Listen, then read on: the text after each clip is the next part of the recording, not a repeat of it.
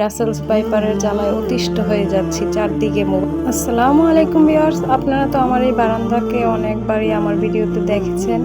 আমার এই শখের বারান্দা এই রাসেলস ভাইপার সাপের কারণে কেটে ফেলতে হবে। অত্যন্ত দুঃখের সাথে প্রকাশ করতেছি, আমার এই শখের বারান্দায় নাকি রাসেলস ভাইপার এসে মানে থাকতে পারে। তো সেই জন্য আমার হাজব্যান্ড বলতেছে আমার এই বারান্দার গাছগুলোকে কেটে কেটে সবগুলোকে ফেলে দিতে। তো আমার খুবই খারাপ লাগতেছে। এই রাসেলস ভাইপারের জ্বালায় অতিষ্ঠ হয়ে যাচ্ছি, চারদিকে মোবাইল খুললেই দেখি রাসেলস ভাইপার। ফেসবুকে, ইউটিউবে সব জায়গায় শুধু রাসেলস ভাইপার নিয়েই কথা। তো এখানে আমাদের ফ্যামিলিতেও রাসেলস ভাইপার নিয়ে কথা চলছে।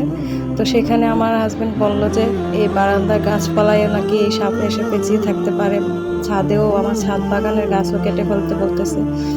তো আপনারাই বলেন এখন আমি কি করব। আমার এই